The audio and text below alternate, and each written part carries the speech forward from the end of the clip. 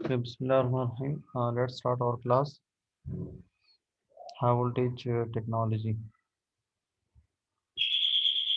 So, last class में हमने ये पढ़ा था कि यानी आयनाइजेशन किसे कहते हैं और एक्साइटेशन किसे कहते हैं, ठीक है। तो यानी आयनाइजेशन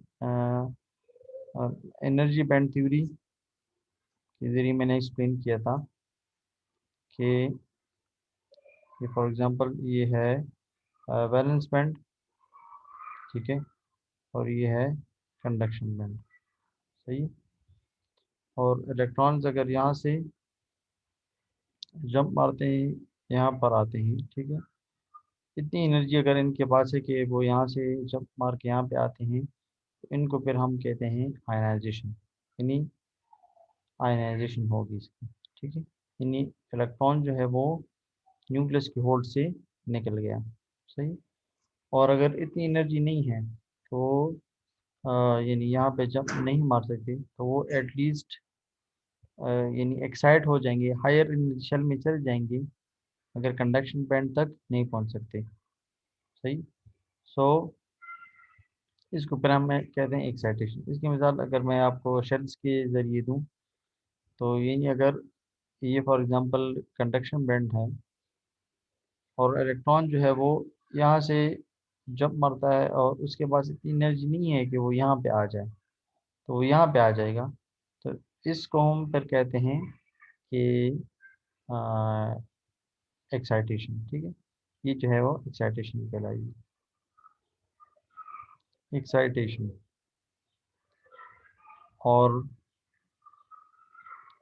ये, ठीक है, ये जो है यानी आयनाइजेशन, अगर वो कंडक्शन बैंड तक जाता है, बिल्कुल न्यूक्लियस के होल्ड से निकल जाता है, तो इसको कंडक्शन बैंड इसलिए कहते हैं कि यहाँ से फिर कंडक्शन स्टार्ट हो जाती है।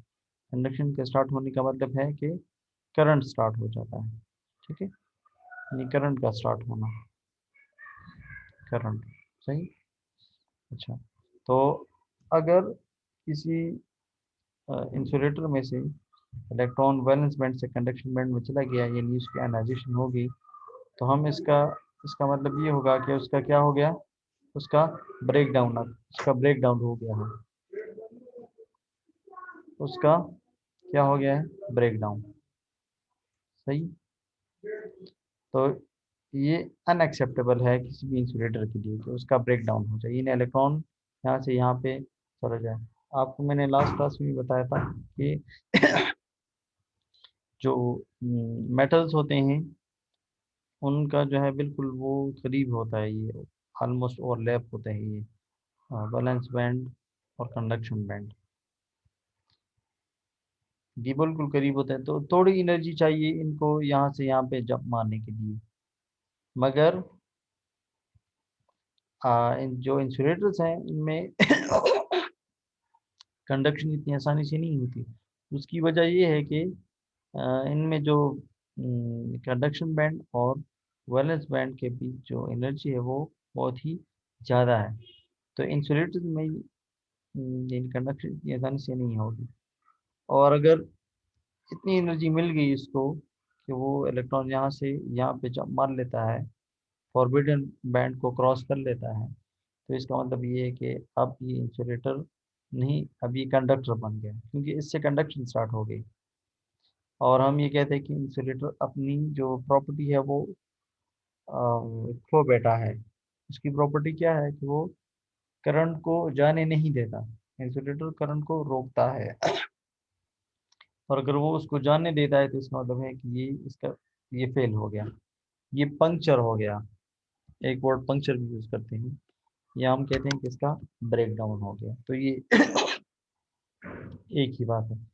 अब अच्छा, इस इलेक्ट्रॉन को किसी भी इंसुलेटर में इस इलेक्ट्रॉन को की फेलियर कब होती है, उसको एनर्जी कहाँ से मिलती है, उसको वो एनर्जी कहाँ से मिलती है। तो लास्ट क्लास में मैंने आपको बताया था कि इसको जो एनर्जी है वो लाइट से भी मिल सकती है, उसको ये एनर्जी साउंड से भी मिल सकती है, उसको ये एनर्जी रेडिएशन से भी मिल सकती है, उसको एनर्जी प्रेशर से भी मिल सकती है, यानी आप उसको प्रेस करें, ठीक है, अच्छा, उसको ये एनर्जी कोलिजन से भी मिल सकती है, यानी एक एटम दूसरे एटम के साथ टकराए, इससे भी मिल सकती है। इलेक्ट्रिकल एनर्जी यानी वोल्टेज से भी मिल सकती है इसको, वोल्टेज से, ठीक है। तो ये, अच्छा, अब ज़रूरी नहीं है कि ये एनर्जी इतनी हो कि वो उसको कंडक्शन तक पहुंचा दे, ज़रूरी नहीं है, वो उसके एक्साइट भी कर सकता है। यानी हायर एनर्जी शेल में तो चला जाता है, मगर न्यूक्लियस की होल्ड से नहीं निकलता। सही है। तो फिर हम इसको कहते हैं कि इसकी एक्साइटेशन हो गई। सही है। और अभी फेल्योर नहीं हुआ। एक्साइटेशन का मतलब ये नहीं कि इंसुलेशन फेल हो गया, मगर बस फेलियर के करीब है। अगर और एनर्जी मिल गई उसको, तो बस वो फेल होने के करीब है, बिल्कुल वो बाउंड्री लाइन पे होता है। सही। अच्छा, तो अब अ, हम इन एनर्जीज को पढ़ते हैं। कोलिजन आयनाइजेशन, कोलिजन आयनाइजेशन का मतलब ये है कि आयनाइजेशन होगी, यानी इलेक्ट्रॉन जो है वो यहाँ से यहाँ पे जाएंगे, और उसको जो एनर्जी मिलेगी वो कहाँ, किस चीज़ से मिलेगी, कोलिजन से मिलेगी। कोलिजन का क्या मतलब है, यानी अब ये एक एटम है, ठीक है, और ये एक इलेक्ट्रॉन है। ये फास्ट मूविंग इलेक्ट्रॉन इसको हिट करता है, ठीक है। इसके लिए हम इलेक्ट्रॉन गन यूज़ करते हैं लैब में। गन होता है, मतलब एक बंदूक होती है, इलेक्ट्रॉन को फायर करती है, और इतनी ज़ोर से इसको हिट करता है कि इससे इलेक्ट्रॉन को निकाल देता है। सही। तो अब कोलिजन से इससे इलेक्ट्रॉन निकल गया, तो अब इसको कहते हैं हम कोलिजन आयनाइजेशन। इसके लिए ये एक रिएक्शन है, ये वो फास्ट मूविंग इंसिडेंट इलेक्ट्रॉन है, फास्ट मूविंग इंसिडेंट इलेक्ट्रॉन है ये वाला। और ये क्या है, ये जो है स्टेशनरी, यानी स्टैटिक हालत में है, साकिन है, और टारगेट एटम है, इसको हम टारगेट करेंगे, इस चीज़ को टारगेट एटम कहते हैं, ये वो ए है। सही।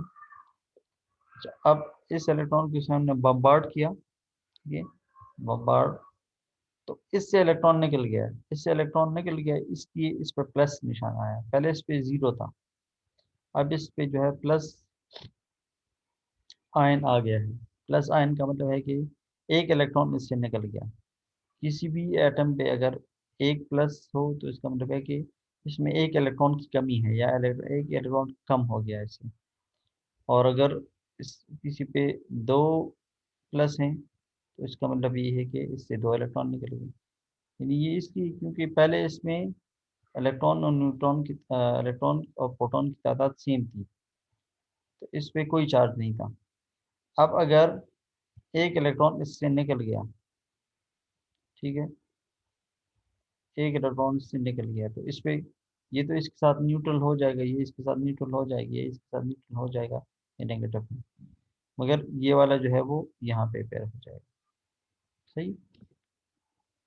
अच्छा, तो यहाँ पे प्रोडक्ट साइड पे दो इलेक्ट्रॉन मैंने लिखे हैं, दो इलेक्ट्रॉन इसलिए क्योंकि एक तो इससे निकला है, और एक वो वाला जो कि यानी ये तो गायब नहीं होगा ना, बस ये इसके अपनी काइनेटिक एनर्जी जो है वो इस्तेमाल की इसने, यानी इसकी जो काइनेटिक एनर्जी है, यानी जो मोशन है, बम्बार्डमेंट की जो मोशन है, इसकी काइनेटिक एनर्जी की वजह से इलेक्ट्रॉन निकल गया है, तो इसकी काइनेटिक एनर्जी इस्तेमाल हुई कोलिजन में। जो है कोलिजन का मतलब है कि कौन सी एनर्जी है ये, kinetic energy, fast moving speed, ठीक है, स्पीड जो है,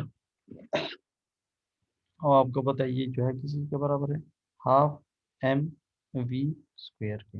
ये भी ये भी क्या है, ये वेलोसिटी है, या इसको हम स्पीड भी कहते हैं, ठीक है, वेलोसिटी ऑफ इलेक्ट्रॉन। ये क्या है, एम क्या है, मास ऑफ इलेक्ट्रॉन। अच्छा, सो ये जो है, यानी क्या है कि अब यहाँ से इलेक्ट्रॉन निकला, ठीक है, और यहाँ पे आ गया, तो ये वो कोलिजन आयनाइजेशन होगी। This process also called electron pair production. दो इलेक्ट्रॉन जोड़ा बन गया, तो इसलिए इसको हम इलेक्ट्रॉन पेयर प्रोडक्शन, प्रोड्यूस हुआ, पैदा हुए, तो इलेक्ट्रॉन पेयर प्रोडक्शन कहते हैं। This ionization is due to collision, ये किसकी वजह से हुआ, टकराव की वजह से हुआ। कोलिजन की वजह से हुआ, टक्कर से हुआ। द मूविंग और the incident electron possesses the kinetic energy. जो इंसिडेंट इलेक्ट्रॉन था ये वाला, इसके पास कौन सी एनर्जी थी? It possesses kinetic energy which provides which is provided by the applied voltage. अच्छा, मैंने आपको यहाँ पे अभी कहा कि हम गन से भी अप्लाई करते हैं। दूसरा तरीका इसका जो है वो क्या है कि आप इसको वोल्टेज से भी अप्लाई कर सकते हैं। वो किस तरह?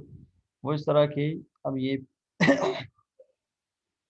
ये नेगेटिव है, सही, और ये वाला पॉजिटिव है।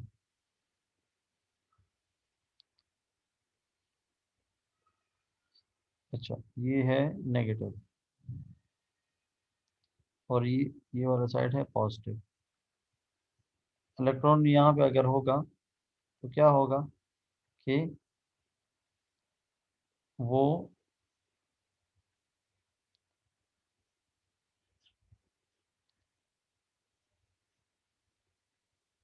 यहाँ पे अगर इलेक्ट्रॉन होगा तो वो इसको रिपेल करेगा। तो रिपेल्शन की वजह से इसको इसको क्या मिलेगी?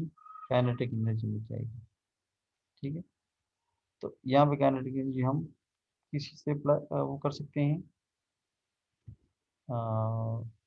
वोल्टेज के जरिए। ठीक है, ईवी, ईवी जो है ये वोल्टेज एनर्जी है, सही। अच्छा, तो ईवी कितनी होनी चाहिए?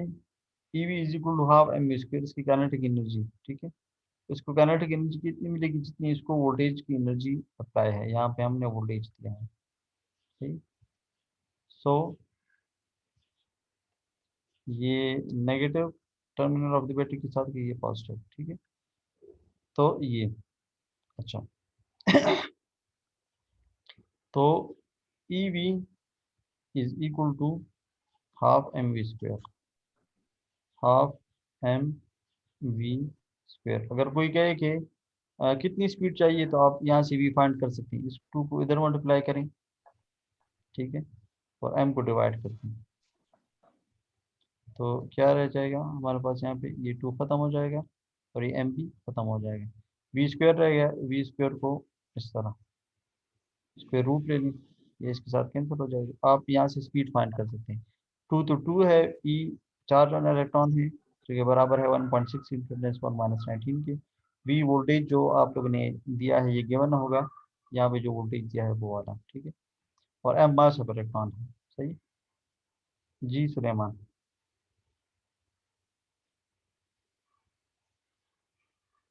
Suleman, you raised hand.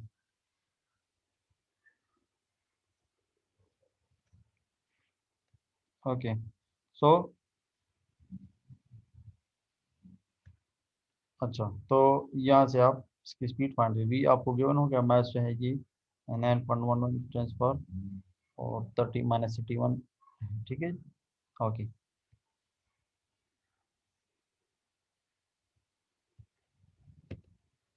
Thermal ionization, अब आप मैंने अभी जो आपको कहा कि हम मुख्तलिफ एजेंसी से इसको वो कर सकते हैं, एनर्जी दे सकते हैं। उनमें एक एनर्जी जो है वो थर्मल आयनाइजेशन, यानी आप हीट के जरिए, थर्म किसे कहते हैं आपको पता है? हीट को कहते हैं। हीट के जरिए आप वो आयनाइजेशन दे सकते हैं। ठीक है, यानी इलेक्ट्रॉन जो है वो गर्म हो के भी, कोई एटम गर्म हो के भी इलेक्ट्रॉन को एक्साइट और फिर उसके बाद आयनाइज कर सकता है। तो यहाँ पे ई टी का मतलब है, टी का मतलब है थर्म और ई का मतलब है एनर्जी, तो थर्मल एनर्जी। ठीक है, और ये वो स्टेशनरी एटम है। स्टेशनरी एटम को हमने हीट किया, चूल्हे पे रख दिया या इस तरह कुछ किया, ठीक है, हॉट प्लेट पे रख दिया, ठीक है, फर्नेस पे रख दिया, और उसको इतनी एनर्जी मिल गई कि वो इलेक्ट्रॉन को अब निकाल सकता है। तो ये इलेक्ट्रॉन इससे निकला और यहाँ पे आ गया जी। ठीक है, और यहाँ पे टू नहीं लिखेंगे क्योंकि इंसिडेंट में कोई इलेक्ट्रॉन नहीं है, तो इसलिए हम एक इलेक्ट्रॉन लिखेंगे, सही।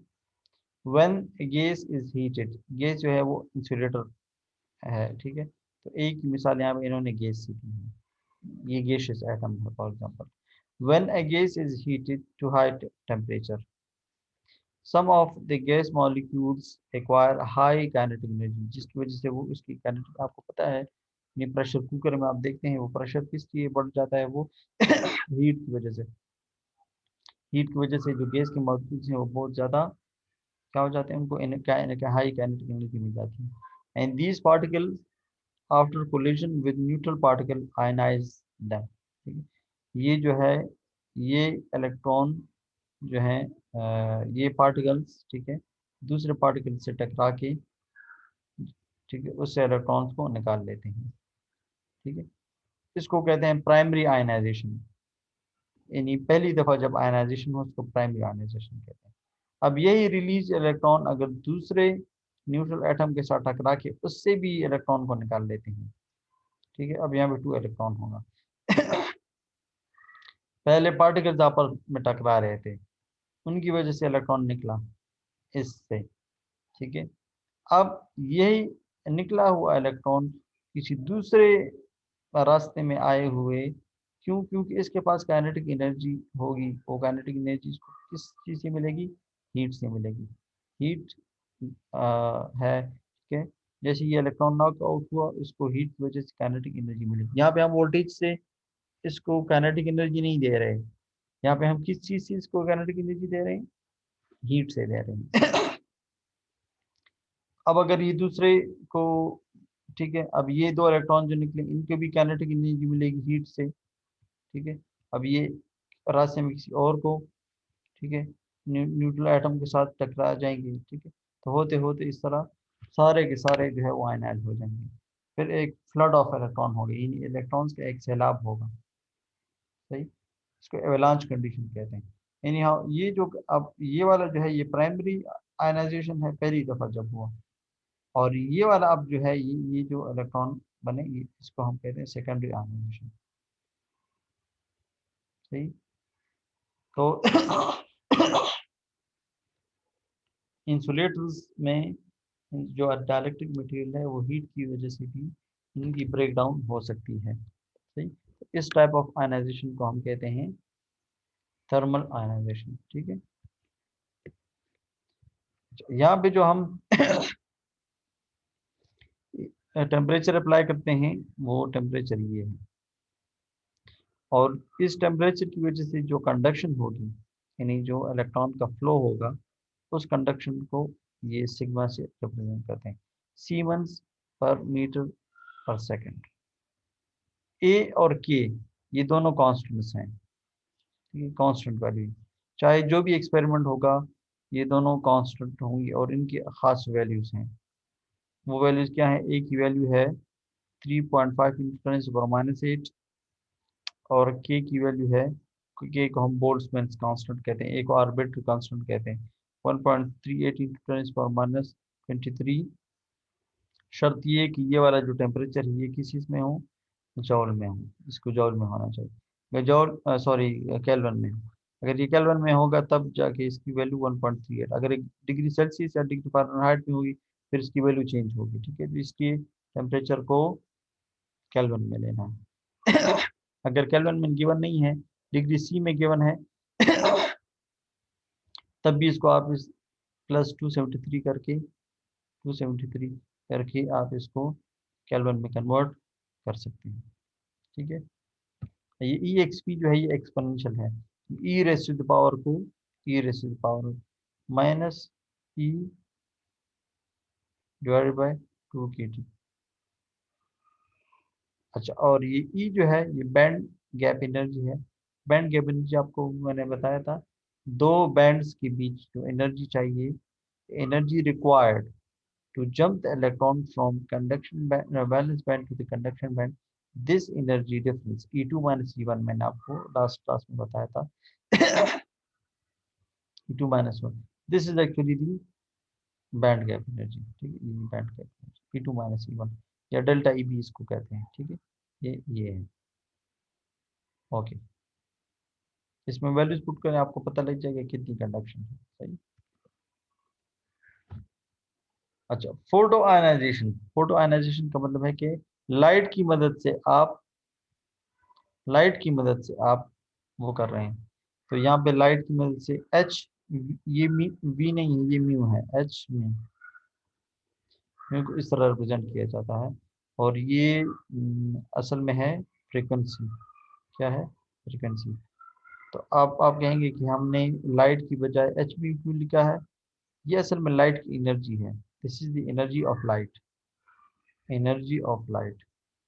बाकी में भी हमने एनर्जी लिखी थी ना, यानी काइनेटिक एनर्जी, पहले में काइनेटिक एनर्जी, दूसरे में कौन सी एनर्जी थी, दूसरे में थी थर्मल एनर्जी। ओके, तो यहाँ पे कौन सी एनर्जी होगी, लाइट एनर्जी। ओके, या फोटो एनर्जी भी इसको कहते हैं।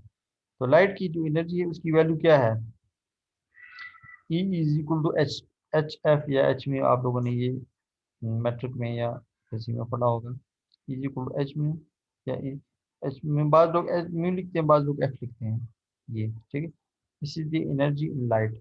इसका मतलब क्या है, एच तो आपको पता है कांस्टेंट है, चाहे जो भी लाइट होगा एच उसके लिए कांस्टेंट है, मगर फ्रीक्वेंसी के चेंज होने से किसी भी लाइट की एनर्जी चेंज हो सकती है। क्या मतलब है, मतलब ये है कि अगर यूवी लाइट है या इंफ्रारेड लाइट है या विजिबल लाइट है, ठीक है, इनकी फ्रीक्वेंसी चेंज होती है। इसकी फ्रीक्वेंसी ज़्यादा होती है, इसकी फ्रीक्वेंसी सबसे कम होती है, इसकी जो है वो दरम्यान में होती है, इन दोनों की दरम्यान में होती है, ठीक है। इसका मतलब ये है कि जिसकी फ्रीक्वेंसी ज़्यादा होगी उसकी एनर्जी उतनी ही ज़्यादा होगी, उसमें एनर्जी कंटेंट ज़्यादा होगा। जिस तरह आप कहते हैं कि इसमें जो इतनी कैलोरीज हैं, उसमें ये चीज़ खाओगे, सेब खाओगे तो इसमें इतनी कैलोरीज हैं, और तरबूज खाओगे तो इसमें इतनी कैलोरीज हैं, किसी में ज़्यादा कैलोरीज होती है किसी में कम, इसी तरह इसमें भी है।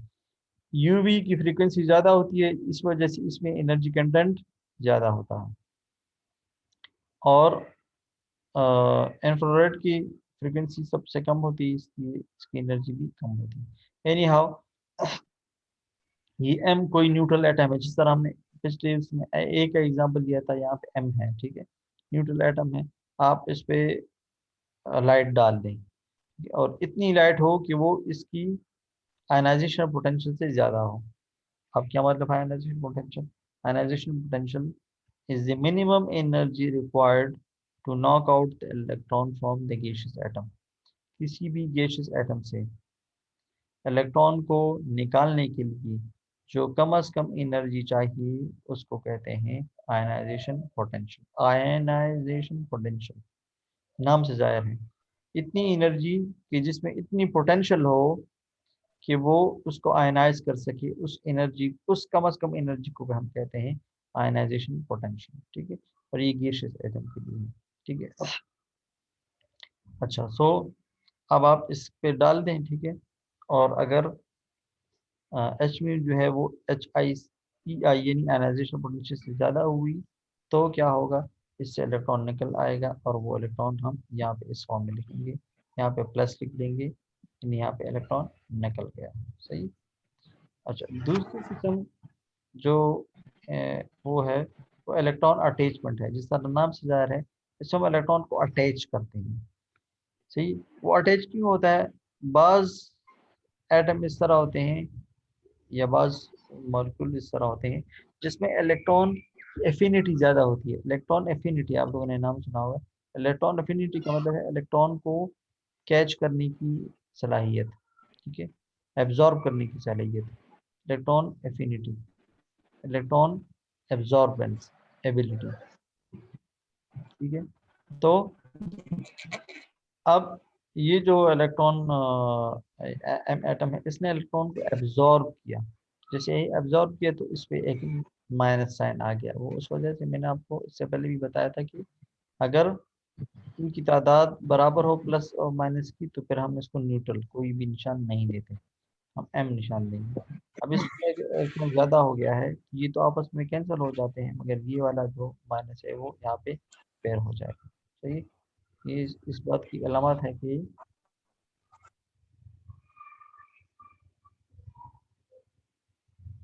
ओके, सो ये इलेक्ट्रॉन अटैचमेंट, ठीक है। मॉलिक्यूलर डिसोसिएशन, जिस तरह नाम से ज़ाहिर है, मॉलिक्यूल को डिसोसिएट करना, उसको तोड़ना, ठीक है। अब किस तरह मॉलिक्यूल को तोड़ा जाता है, अब आपको तो पता है, एटम एक एटम से बना होता है और मॉलिक्यूल एक से ज़्यादा एटम से बने हुए होते हैं, ठीक है। तो अब देखिए ए और बी, इसमें दो एटम्स हैं, तो इसका मतलब है कि इससे एक मॉलिक्यूल बन गया, सही। अच्छा, तो ए और बी ये एक वो इनमें आपस में बॉन्डिंग है, ठीक है, बॉन्डिंग है। और बॉन्डिंग आपको पता है वो इस तरह होती है कि शेयरिंग से होती है, यानी एक में इलेक्ट्रॉन की कमी होती है, दूसरे में इलेक्ट्रॉन की ज्यादती होती है, तो वो ये कहता है कि मैं आपको ये इलेक्ट्रॉन दे देता हूँ क्योंकि मेरे पास एक ज़्यादा है और आपके पास कमी है। तो इस तरह कर लेते हैं कि हम आपस में क्या कर लेंगे, बॉन्ड बना देंगे, ठीक है, तो बॉन्ड बना देंगे। तो ये ये इन्होंने बॉन्ड में, अब इस बॉन्ड को थोड़ा जाएगा एक फास्ट मूविंग इलेक्ट्रॉन से, एक फास्ट मूविंग इलेक्ट्रॉन है, ये इनके बीच जो बॉन्ड है इसको तोड़ेगा। तो वही जो इनकी अपनी असली हालत है, इलेक्ट्रॉन की डिफिशिएंसी और इलेक्ट्रॉन की जाती, वो इस तरह पहले की तरह आ जाएंगे, बॉन्डिंग से पहले जो कंडीशन थी।